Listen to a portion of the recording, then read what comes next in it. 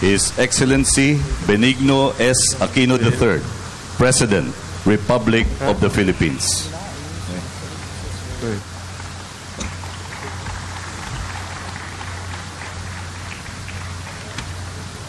Your Excellency, President François Hollande, members of your distinguished delegation, fellow countrymen, ladies and gentlemen, good evening. A great physical distance has always separated the French and Filipino peoples. Yet, whether in the time of our forebears or today, that distance never posed a barrier to a sense of kinship. This is rooted in the inspiration that Filipinos have drawn from France, as your people confronted problems as they arose from the time of your revolution. A century after the stirring events of 1789, our founding fathers read about them and dreamed of establishing a nation on the basis of liberté, égalité, et fraternité. As history would have it, this bond between our peoples has had the advantage of not being complicated by negative feelings arising from a colonial relationship. We have thus been able to build excellent relations on a higher plane, that of ideals and seeing the best of what your nation and its people represent. For this reason, we welcome this historic occasion, the first visit of a French head of state to the Philippines since relations were formally established in 1947. France and its people have expressed their fraternal solidarity with our nation on many different occasions. From the assistance you extended during Typhoon Haiyan, for which we reiterate our appreciation, to the agreements we signed in September last year in Paris. These agreements signify our decision to elevate our bilateral relationship to one of enhanced partnership, thus promising to open more doors of opportunity for our respective peoples. This is likewise what we have achieved on this occasion, towards deepening the engagement between our countries. President Hollande and I engaged in fruitful and meaningful discussions on enhancing bilateral cooperation. A significant point of discussion revolved around heightened people-to-people exchanges, which consequently foster and create unique opportunities for our countrymen. Towards this end, we have signed a Memorandum of Understanding on Tourism Cooperation. This will allow for the formal sharing of knowledge and best practices in ecotourism and sustainable tourism development, management of tourism destinations, product development, and skills improvement of employees, amongst others. It is also my hope that this will encourage more of our friends from France to follow the footsteps of President Hollande's visit to the Philippines and see for themselves how it is more fun in our country. We also welcomed the Memorandum of Understanding on Cooperation in Higher Education and Research, which will foster closer collaboration between students, faculty, experts, researchers, and administrators from both our countries, as well as promote joint research in various fields. In line with our mutual resolve to strengthen our economic engagement, I also conveyed to President Hollande an invitation for French companies to explore investing in the Philippines, particularly in the aerospace, the IT BPM, renewable energy, and infrastructure sectors.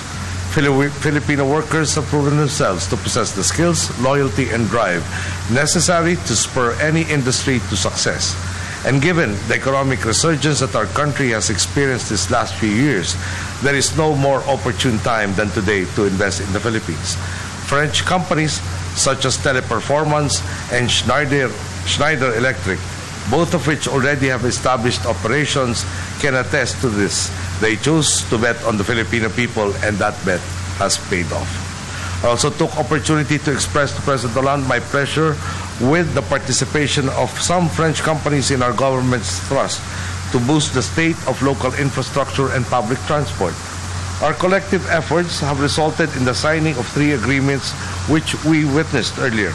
The letter of confirmation for the financing agreement for the Cebu Bus Rapid Transit Project, the ceremonial signing of the business agreement for the management, operation, and maintenance of the Subic-Clark-Tarlac Expressway between the Manila North Tollways Corporation and the Basis Conversion and Development Authority, and the letter of award for the Manila Light Rail Transit Line 1 Extension Project between the Light Rail Manila Corporation, Bouygues, Travaux Publics, and Alstom Transport. Indeed, the enhanced partnership between France and the Philippines has already redounded to great benefits for our people. At the same time, our discussions also covered regional and global issues of mutual concern. We reiterated the importance of maintaining peace and stability in Southeast Asia and promoting maritime security, freedom of navigation, and the peaceful settlement of disputes in accordance with international law, including UNCLOS. We likewise agreed to intensify the call on the international community to work together in order to fight terrorism in all its forms as a common scourge to mankind.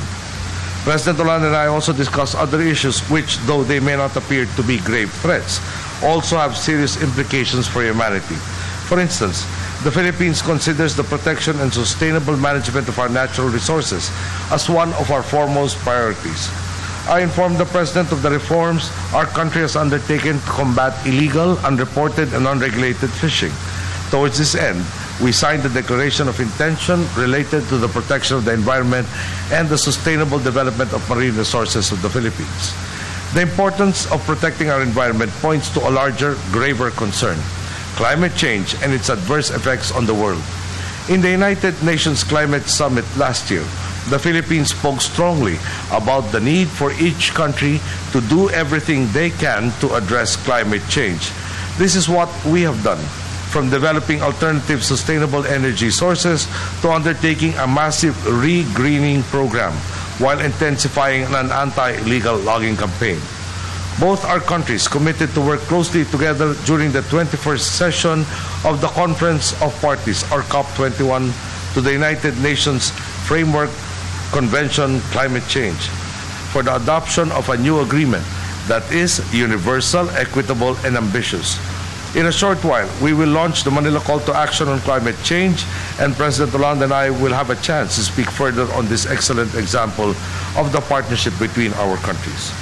These expressions of solidarity leave me optimistic about the future of closer ties, heightened cooperation, and enhanced partnership between our two countries, not only in helping each other in times of need, but also in pursuing opportunities that will further our relations, not only in fulfilling our responsibilities to the French and Filipino people, but also in combating the great challenges that our world faces today. Indeed, the Philippines and France will stand together for mutual benefit, peace, and prosperity for all. Thank you. Good evening. Thank you, Mr. President.